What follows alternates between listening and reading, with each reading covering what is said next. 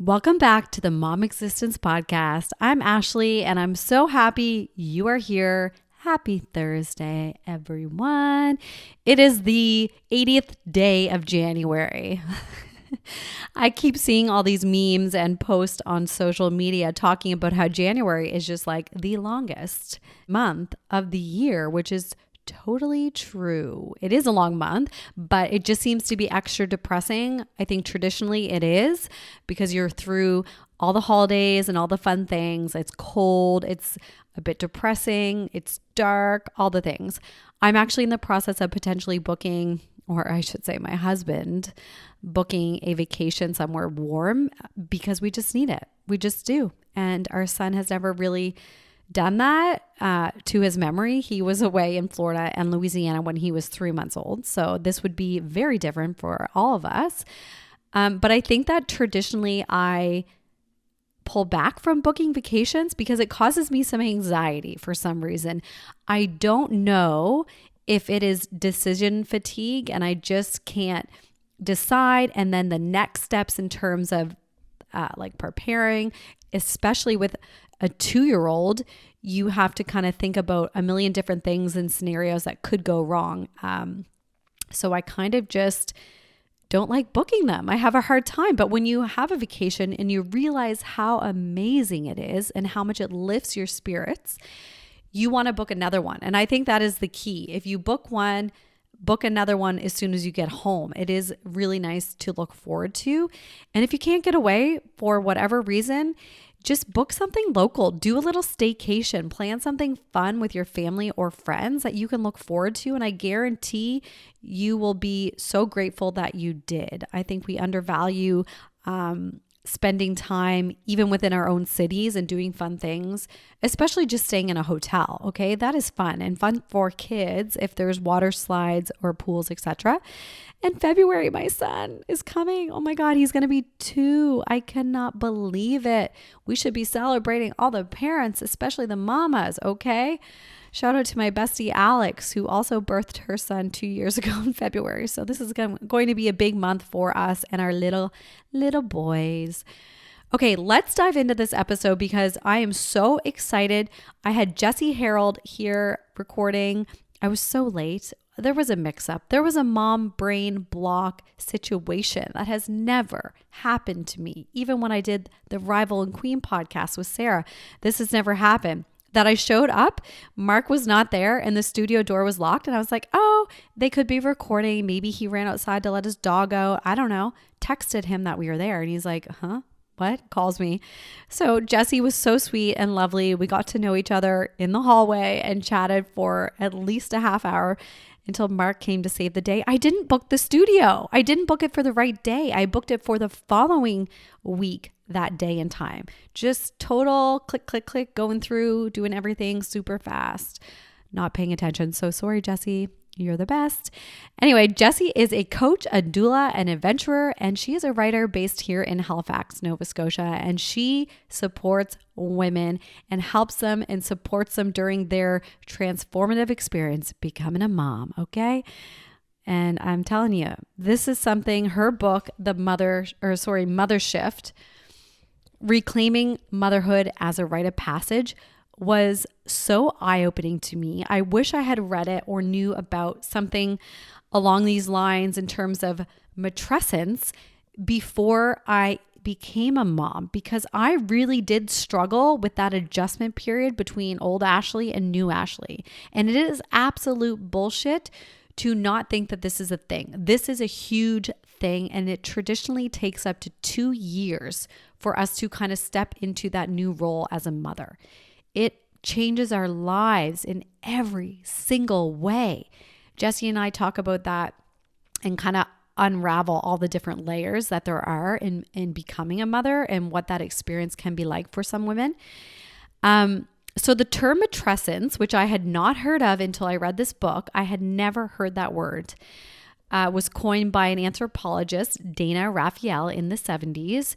She used this to describe the physical, emotional, and psychological transformation that women go through when becoming a mother, and compares it to adolescence, We hear that word, we know exactly what that means, but we are unfamiliar with the term matrescence, and that is becoming a mother, and that shift and how it does take multiple years, and if not longer for some of us.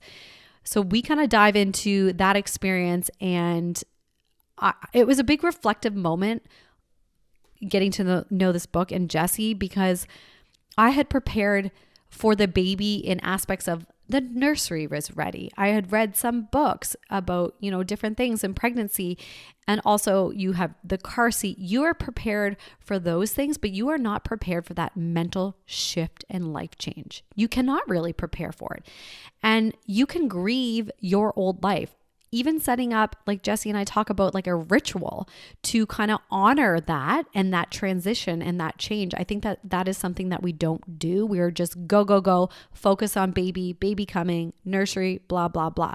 When we do need to focus and kind of reflect on what's going to happen and how our life is going to change. And though it is really hard because it's not the same until it happens, you can reflect, but honoring that and that can be a grieving period, not in a bad way. Grief is something that I think that we can do and honor, like I said, before moving on, but saying goodbye to your old self. That is not something to be ashamed of. And I think that we should honor those feelings. And I'll leave you with this before we dive in. Jessie likes to ask the question, who am I now that? Who am I now that? Who am I now that I am a mother? Who am I now that I am a caretaker? Who am I now that I can't do ... That is something I want to leave you with, and Jessie talks about a bit further in this episode. You can purchase Jessie's book. I will link that in the show notes. This is something I think you should gift anyone that you know is pregnant also. I think it's a really beautiful book and so well done by Jessie. All right. I hope everyone enjoys this episode. Don't forget to like, subscribe, and share this episode with a friend.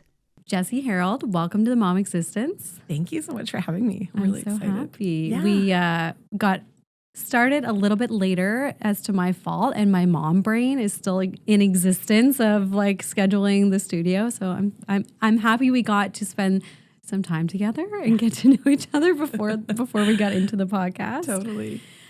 So we connected through Instagram, as most of us do sometimes nowadays. And you so generously had sent me a copy of your book, Mothershift, which I was just saying to Jessie that I wish I had this. My son is almost 2. I wish I had known about a book like this, or kind of the theme of like becoming a mother.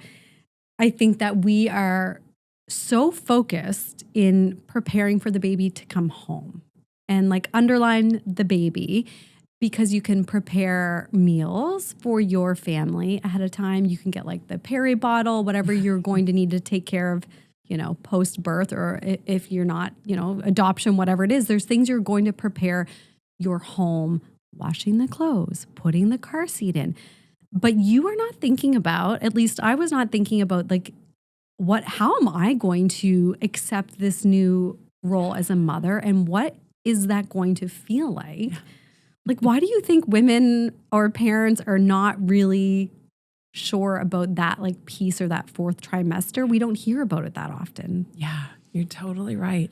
Yeah, I've thought about this a lot because, well, I teach an apprenticeship program for people who want to work with mothers around this transition to motherhood. And there's always someone in the class who says, I am going to do a prenatal class about this transition to motherhood, which I also call matrescence. Is this kind of 2 to 3 year transition.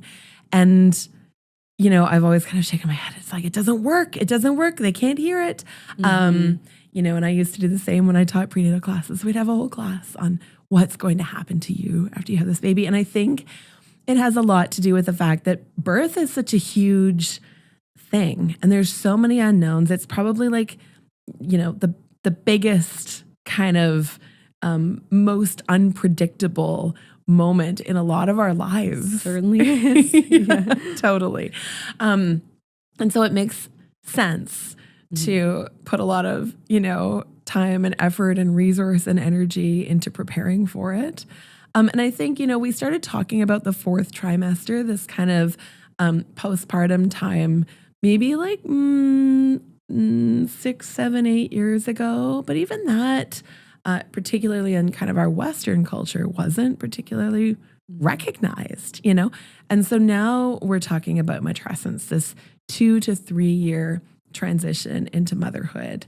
And again, like I think maybe there's a part of us that's just protecting ourselves. I shouldn't say just, not just at all, because it's so huge, that it's hard to think about how much will change. And I think the other thing that's happening is that we have this cultural message that says you shouldn't change in motherhood. And that maybe that's the worst thing that can happen, is that you might become different in the process and you should bounce back. And we kind of have this big, cultural imperative to not change. So that really gets in people's way. They kind of assume there's going to be this healing time. Maybe they're going to have a bit of an emotional roller coaster in those first weeks and months, and then they'll just get back to normal. And that's not what happens. It is not. And as I mentioned, my son is almost 2, and I slowly feel like I am navigating this new life, because essentially it is a new life. I'm bringing in a new life into our home. And also I'm discovering myself differently, how to function every single day differently. And that is a very, very, very underestimated transition. I think we don't talk about it enough. And that really does kind of paint a picture of what it is like after, because you don't know. And it's this new self. Yeah. Right? Like you define it, kind of talk about it as becoming a mother. Yeah. And I never, like it literally blew my mind, like this whole concept, because I just never thought about it that way. And I can remember, and once my dad and other people asking me weeks or in the early months after having my son, what does it feel like to be a mother? What does it feel like? Do you like being a mom? And I remember I would say yes. And I love my son with every ounce of my being, but I wouldn't be able to answer that because I didn't really identify with that, if that makes sense. Like, I'm like, I don't know. Do I? I don't like what's happening. I don't like this stage. I don't like my alien body that I feel like I've living in. And I find it just, you can't ask someone that, I feel like. Sorry. It's so true. There's a lot of pressure, I think, too, to sort of embody this new role, or, go back to your old self. But I posit that it takes about 2 to 3 years to really feel kind of embodied in your motherhood, or like that's an integrated identity for you. And I think, if we think about, so matrescence is this word that we're using to describe the transition to motherhood. People are saying, what the hell? What the heck is matrescence? Exactly. Which I was saying, I saw it all over your social media, and of course it's a huge theme. It's on the front of the book. Yeah. But why we should know what that means. Yeah. So it's the transformation into motherhood. It's this biological, psychological, it's cultural, it's economic, it's often spiritual, emotional. All of the things change. And because our lives are ecosystems, you don't change this one part of your life, have a baby, and not have everything else change as well. So, you might be feeling differently about the way you earn a living, or you might be feeling differently about your partnership if you're in one.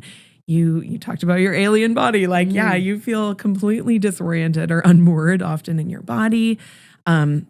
Your relationships with your family have often changed, with your friends. You might feel differently about the place you live now. Literally every aspect of our lives has changed. And, we can think of the word matrescence. It sounds like adolescence, yeah?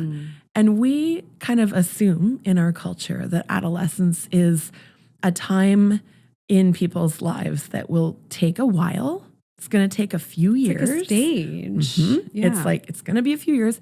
It's going to be awkward and sometimes even painful, challenging in a lot of ways. And we overall think of that as a normal, healthy developmental shift.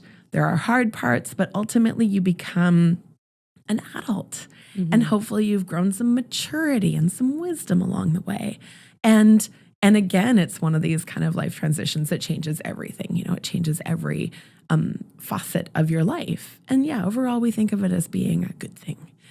And so let's borrow all that when we talk about matrescence, and that, you know, it's a huge developmental shift. And one of the things that I've done in my work and in the book Mothershift is to map these concepts of adult development psychology. So adult development psychology is like how we grow up and mature as adults. You know, we've got the milestones that we talk about for our kids. Well, we also have milestones as adults and ways and markers of mature development. And at almost every juncture, matrescence, this transition to motherhood, grows us up in this like accelerated, incredible way. So there's these markers of development, for example, thinking of community and interdependence. I mean, motherhood is going to initiate you into this desire to reach out and be interdependent. You're interdependent with your child in a way that most people, especially before having children, have a lot more kind of autonomy and freedom, and you can do what you want. Nobody's depending on you in quite the same way. There's this ability to hold complexity and paradox, which is like just the everyday of motherhood, isn't it? It's like always both and. There's all of these, you know, we have the potential to kind of really connect with a sense of inner knowing, as opposed to sort of externally referencing and kind of polling other people and our culture to figure out who we should be. Like, these are all incredible markers of adult development that happen in this magnified and accelerated way in matrescence when it's, you know, well supported, and we're kind of, you know, supported to know that this is a normal process. So there's lots of potential there, in the same way as we see lots of potential in our teenage folks who are coming into maturity. Yeah, it's actually, I like the ecosystem concept of how you put that, because you are going through, like, hormonally, one of the biggest shifts within your body, mentally, emotionally, physically, all these things. And like, how can you not expect, you know, every facet of your life to change? Like, I never thought about that. And like you said, that you could kind of have these conversations, you know, in prenatal classes and prepare, which I didn't have that experience in getting that information, but you can't receive it. Yeah. Right. And a big part for me was, and starting this podcast, I thought, how do people not know about some of these hardships and difficulties? Where are the conversations about that? I think it's getting better. And especially with the rise of social media and what people are sharing in terms of like the fourth trimester or postpartum anxiety, depression, things like that. It is definitely getting better and a little more open with the realness of what women experience. But I was like, why didn't I know this? Why didn't anyone tell me of how difficult it would be? But I think it's that shift. It's from you going to this next chapter and like the biggest, like the matrescence. I wish I knew that word. I love this word. It's pretty to say. And also I remember, I think it was a TikTok I posted or a reel, something. And it was when I was like quite pregnant, and it was talking about trying to prepare for that transition of saying goodbye essentially to my old self. And the only, not in a negative way, people I feel like who had written me were people saying like, oh, it's not really like that. Like you just naturally kind of step into that. And that really stuck with me, because I was like, that you're wrong. You're absolutely wrong. Like you can mourn your old life. You don't feel guilty about that. You are turning into someone new. You are being reborn kind of into this new mother. And it's not just about the diaper changing. It's not just about the breastfeeding and nurturing, snuggling, bathing. You have to figure out how to exist as Ashley in a new way. And like you said, that takes 2 to 3 years. 2 to 3 years. That's crazy. Yeah. You nailed it. Like, it's not just, so we think of the transition to motherhood actually like a lot of our transitions generally, as being behavioral changes. So a change to the things that you do, the diaper changing and like the, stronger coffee. And you just focus on those things. Yeah, totally. Yep. Very pragmatic. And it's very like, it's kind of soothing to be able to like have things you can do.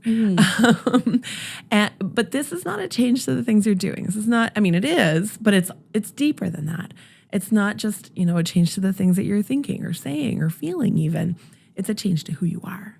It's asking this question that I ask all of the mothers and clients that I work with, the who am I now that, ... question, like, who am I now that I'm a mother? And I think that that's, what you speak to around this, when you're saying goodbye to your old self. I think we live in a culture, that's pretty grief illiterate. So, when we experience loss in our culture, first of all, we say the only loss that's worthy of our grief is bereavement, is the death of someone. And even then we kind of say, best you move through that as quickly as possible. We ask, not, have you cried enough yet? We ask like, are you done crying yet? You know what I mean? And we kind of because it makes through. Other people uncomfortable kind of thing? Totally makes us uncomfortable. And I think in sort of our, white Western culture, we don't have a lot of skills for grieving. We don't have community rituals. We don't have like, this is what we do when we've lost a loved one, aside from, drop off some food and like try and give them a hug. Yeah. Totally. Yeah. And so, here we have this deep transition that everybody's saying shouldn't be happening because you should just be bouncing back, that we have this sort of disenfranchised grief about. So disenfranchised grief is grief we're not allowed to feel, essentially. And especially with a transition like motherhood, that for most people is a positive thing. It's maybe a wanted thing, or at least our culture sees it that way. To grieve your old self, which by the way is a death, the death of who you used to be. People, it's a thing. It's not selfish. Totally, it's a thing to miss that. And I think again, so we don't have the skills or the capacity to tend to that grief. We try to push through, and I always say that you can't do the growth without the grief. And it's really hard to even try and grieve or digest that when you are sleep deprived, when you are hormonally like going through it, you are exhausted. So you add all those factors into taking care of this little tiny human, plus you're trying to process and understand like that side, plus the other side. Will I ever be able, it could be something so small as, will I ever be able to leave the house again? Totally. Like, how will I physically go from point A to point B, or even put this car seat, this baby in the car seat, in the car? So to think about how, people may have these thoughts. Will I go back to work? How will I go to so-and-so's wedding next month? How will I take this baby here and there? Like, I was inundated with those types of thoughts because I couldn't see past the stressful period, the unknown period that I was in. And I think that's probably pretty common, that you think that is your life forever. I remember, I've talked about this before, my friend Christy with her second, her son was born a few months after mine, was like, you're going to feel like you are only a mother, that he is attached to you, that this is your life. Like, this is it. This is forever. Yeah. And it doesn't feel good sometimes. But that is not true. I remember her saying that you will be able to socialize again. You will be able to go out for dinner without your baby again someday. For everyone, it's different. But you honestly feel like you are in this cycle and like this is it. Like, this is my life. Totally. Yeah. And it doesn't feel good. It's totally true. You and I both have kids, and we're here recording this without our children. So yes, it happens. That's true. It happens. Yours are basically almost both teenagers. Mine are getting older. Yeah, totally.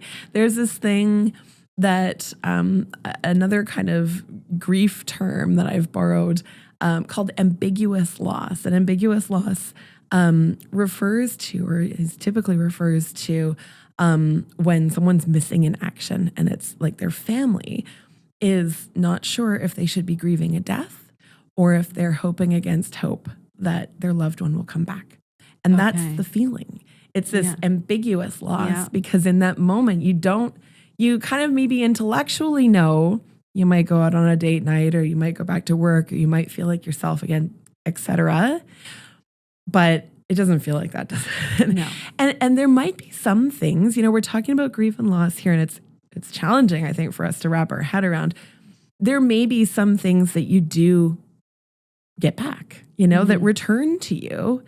And that there's like a season, right? And I think we have a very kind of, we lack this sort of seasonal, cyclical way of thinking about our lives in general, like that there might be a 2 to 3 year season where there is nary a date night in sight, and you're going to be okay. There's not a hot cup of coffee, No.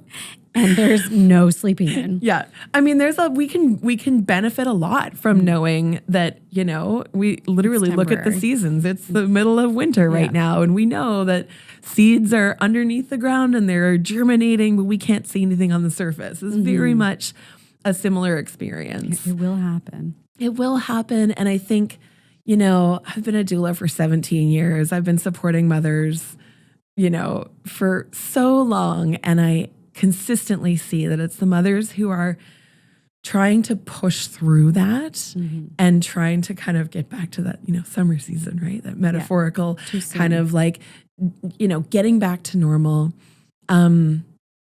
They're the ones who are suffering the most oftentimes. And I think you can almost as if you're not in your own body or in your own mind, you can do those things in action, right? You can go meet friends, or you can go back to your yoga classes, whatever it is, but you're not fully there. I kind of tried to do that a little bit, but you're not present.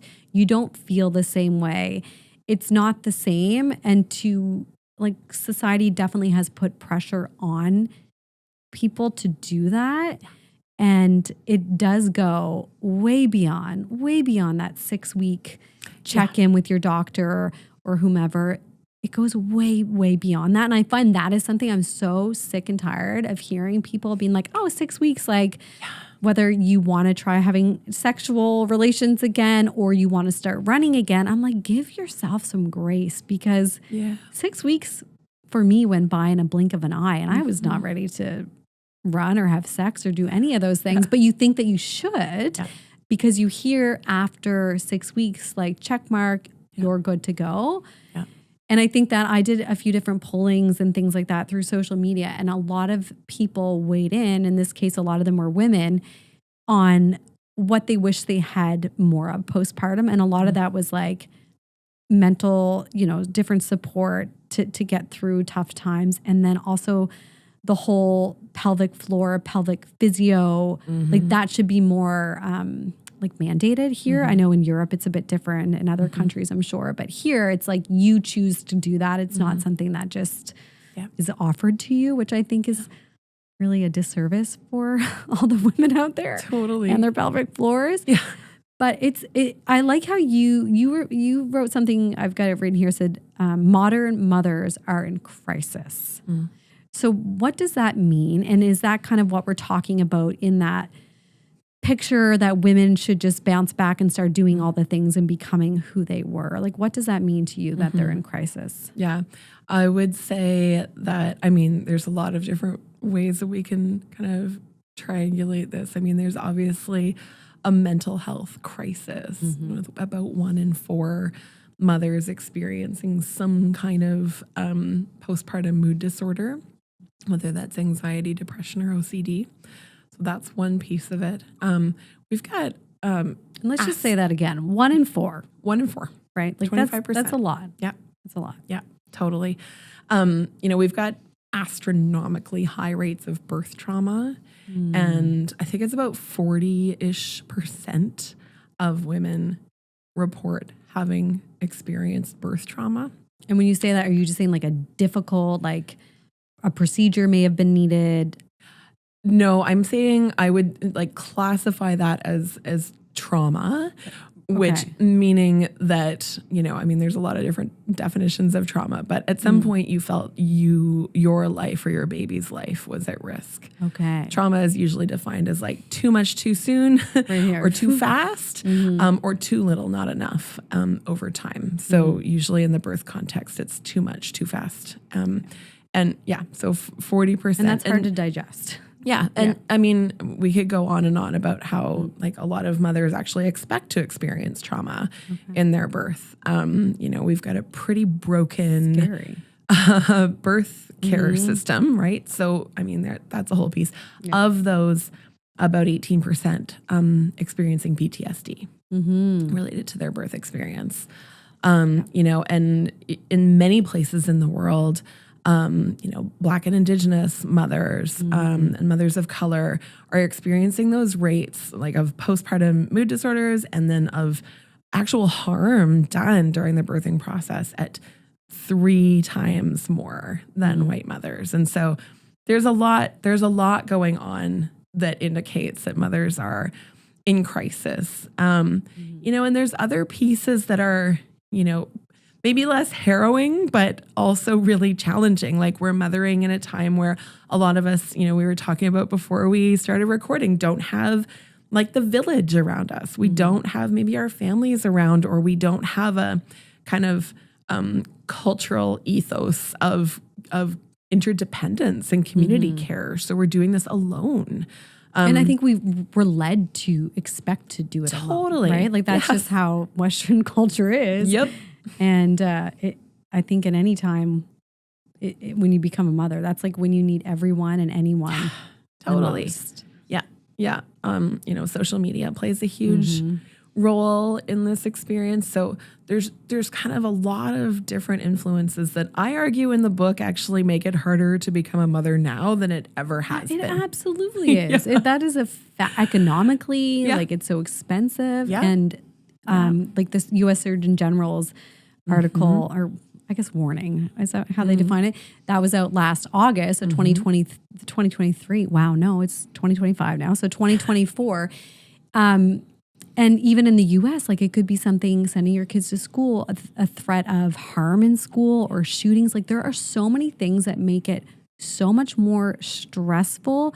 And I think the generation, or the baby boomer generation, we were talking about this earlier as well, which are most of our children's grandparents right now, are, I don't want to say oblivious. They aren't really understanding why are so many children experiencing anxiety? Why is it so much more stressful? Why are parents talking about how hard it is to become a parent and parenting now?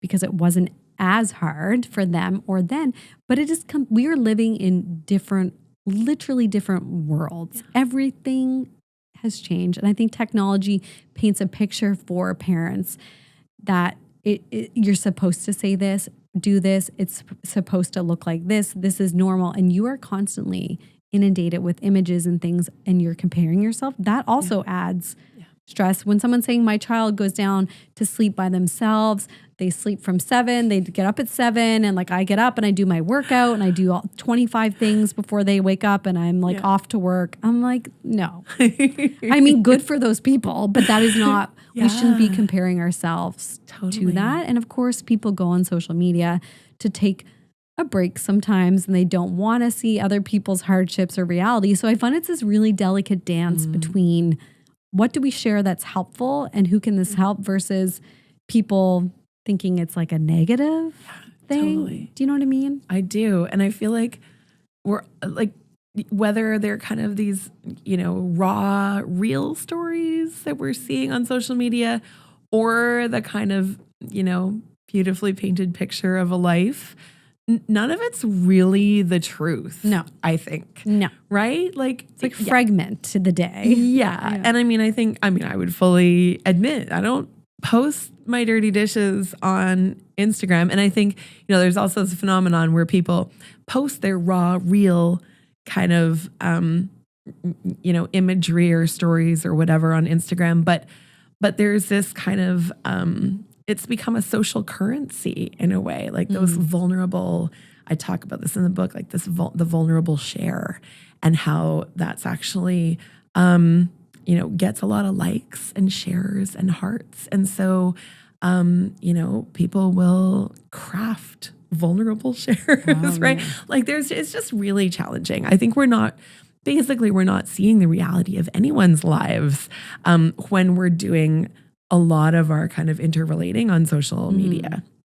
And more of us, that's the case because we're living, kind of physically isolated from others in many ways. We might have neighbors, but we might never see them, You're right, because you could even compare to, say, a reality show or whatever. Those are edited. Sometimes you even notice like things are out of sequence in how things are set up because they're editing it to look better or sound better in a certain way. And it's like, it's reality, but it's not really. It's still scripted. It's still planned. It's still coordinated. Yeah. And to your point, that's exactly what some of these social media reels or moments are like. And it's just hard. Like life is hard in 2025. You know what I mean? Like life is just, it's different. And I sometimes have so much fear for the unknown or the future of my child as well. And I think that weighs a lot. We are grateful. You're grateful to have a child, to have a roof over your head, all these things, of course, the health of your child. But there are so many things that we know about now through social media or through the news that before maybe the boomers they didn't see these things. Yeah. They didn't have any access to some of these things that are scary for us now. So it's hard. It's hard to be a parent. It is. I can understand, like, that's a whole different conversation why people choose not to, right? Like that choice and that fear of the financial responsibility, the mental responsibility. It's a lot. Totally. One of the things that I talk about in Mothershift and like the whole second half of the book and touched on this idea that we kind of grow these skills and capacities as we move through matrescence, especially when it's well supported. And I say that because I know a lot of mothers feel really not well supported during this time. And I think it, like you mentioned, it's a lot to be contending with sleeplessness and lack of support, all of these things, and be going through this profound shift. But when we're well supported, we grow these skills and capacities. And I talk about them in the second half of the book. I call them mother powers. And they're certainly not exclusive to mothers by any means, but I think that matrescence can kind of like, I don't know, rocket boost us into developing these capacities. And I think they're not only the things that support us in our own motherhood and to kind of move through this really challenging, time in our lives with more ease, but I think they're also what the world needs more of. I think, I know that mothering is a fundamentally counterculture act. You and I were talking before about how when my little one was a toddler and, I was trying to get to work and she wouldn't put her shoes on. And my mom said to me, I think this kind of parenting, I was, very much doing the gentle parenting thing. I think this kind of parenting is for people who don't have jobs. And, literally so much of what we do as mothers is opposes this dominant culture that wants us to hurry up, to focus on making money, totally to like this hyper independent culture. And I think that so much of what we learn and how we grow as mothers kind of like gives that culture the middle finger. And I think if we can name that and celebrate that instead of trying to kind of squeeze ourselves into a culture that was never meant to see us thrive as mothers, that's how we make real change. And so, this is just like, we're talking on the day of the Trump inauguration. Like we can't, we can't not name the horrors, right? That are happening all around us. And I feel like, let's name the skills that are allowing us to mobilize in the direction of a better future for our children, and uplift those. And the more of us that are able to do that, we'll find strength in numbers and we'll be able to speak back to this culture that's so toxic to so many of us. It really is. So you were a doula for how long before you had your first child? I was a doula for 4 years before I had my first kiddo. Yeah. So you're working with parents, you're working closely with the mother, you're in the labor and delivery room, maybe a bit postpartum. What was it like for you knowing what you knew and experiencing all those different births and then you getting pregnant and then having your own birth experience? Like, what was that like? Because obviously you don't know until you have a baby, kind of that experience. Like, what was that like? Yeah, I think that's actually what kind of cued me up to be thinking about matrescence, like long before we were really using this word. Because like when you're working with the other mothers, or when you were actually like, when I became a parent, because I'd been sort of witnessing birth and supporting postpartum for 4 years. And so I'd seen a lot of what I could expect. You know, a lot of, like we talked about before, a lot of parents are pretty focused on the moment of birth. Will I have a perineum left after this day? It's going to hurt. Totally. And for me, though, you know, birth is never predictable, I did have a sense of what to expect. I was like teaching prenatal classes at that point. So I kind of, so I was really queued up to think about what was going to happen to me afterwards. And I had a very cool life. I did not want to change at all. And so I was quite concerned. Then I happened to meet my doula, or the woman who would become my doula, at a talk for birth workers before I got pregnant. And she was the first person that I actually heard say the transition to motherhood takes 2 to 3 years. Okay. And so, and I mean, she was talking about this well ahead of her time. And it was actually that statement that kind of gravitated me toward her. And I wanted to know, like, I've never heard anything like this before, just like you were saying at the beginning, right? And she became my doula. And so not only was I queued up to think about matrescence generally, but I had this support who very much was like, this is a birth of a baby and it's a birth of you also. And she supported me with that. Just to be like mindful, like what you're saying, just to like know that is something that will happen, I think is helpful. Yeah. You can't understand it fully, but if you're just like, okay, I need to be aware of what will actually happen. Yeah. Because I just can't believe, like, this to me, and it's not just because you're here in front of me and my guest and like your book is fabulous, but I'm like, this is literally mind blowing, which I feel like it shouldn't be. I have a mom podcast. I have a lot of mom friends, and like, I don't think any of us knew that term or kind of knew that like shift into a mother. And I think you hear so much that it takes 2 to 3 years. I think you hear that now a lot. But I was under the kind of influence that it was more like the hormonal. Surely it is, and your body adjust, like kind of like getting back to where your joints were and your muscles, everything readjusting hormonally. But I honestly thought, oh, it takes 2 to 3 years just for my hormones to resettle or kind of go back to like a normal or new normal. Yep. I didn't actually think about like me in that role and me adjusting to a life as a mother took 2 to 3 years, if that makes sense. Yeah, totally.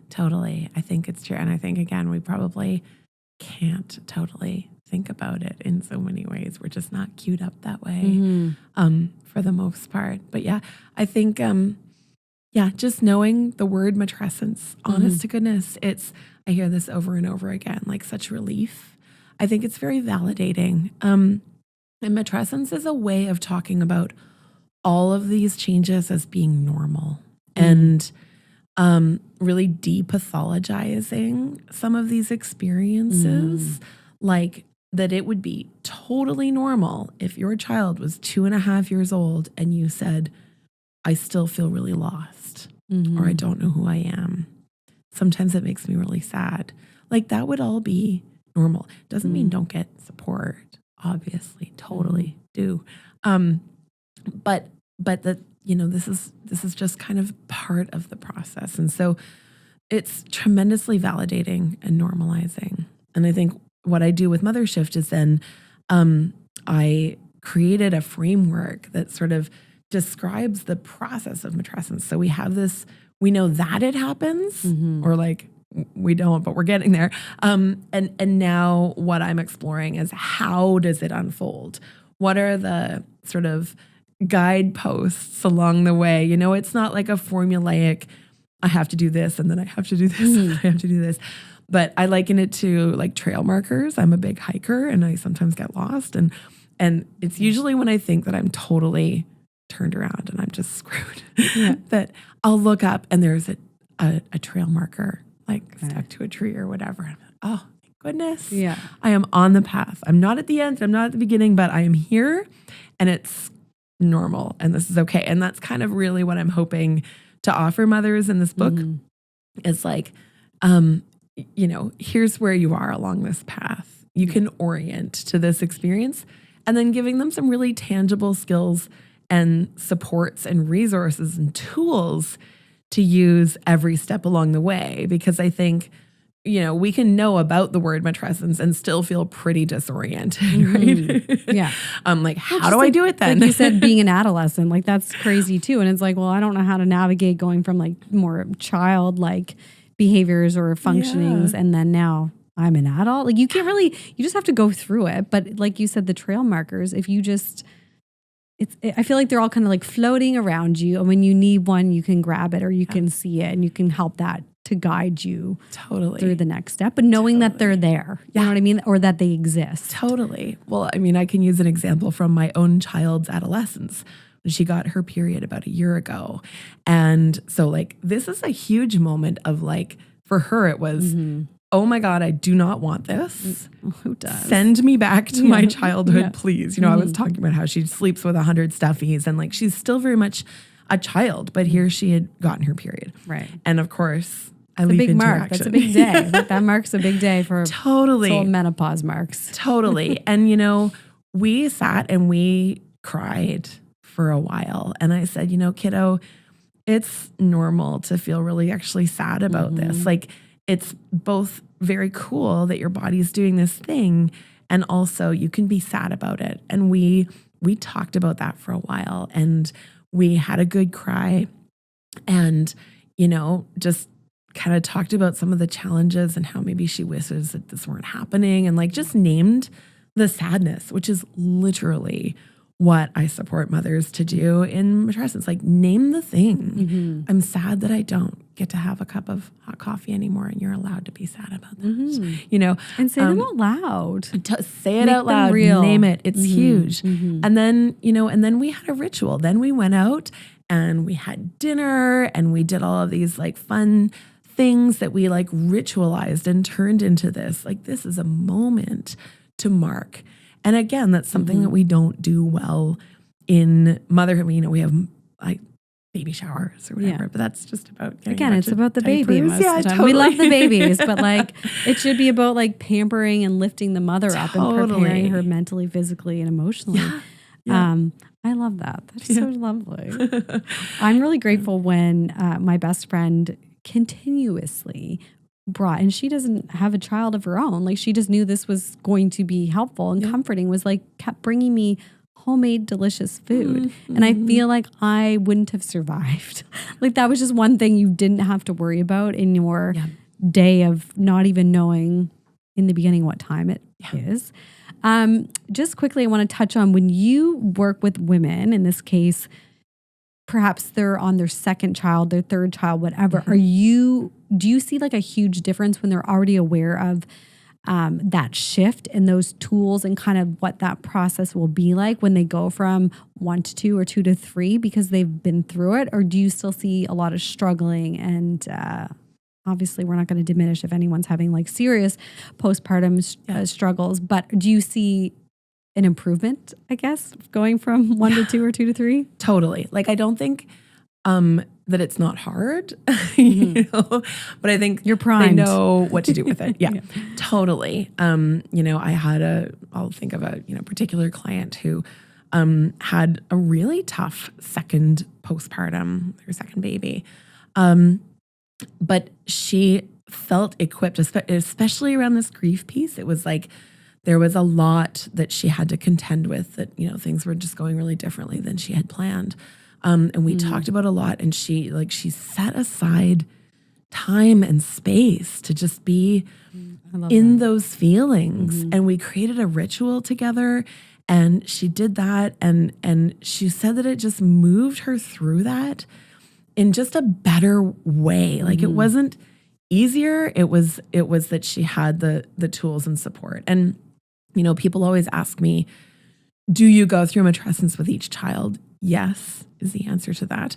But it's different each time. So the first child is often this identity shift of like, who am I now that, dot, dot, dot. Yeah. And it's this kind of loss of autonomy in a lot of ways. This big jolt. The sleep thing. The sleep thing, yeah. And the sleep thing never goes away with a second child for sure. Well, sometimes they can turn out different. It can be worse, I'm different sure. sleep needs, yeah, it could go either way.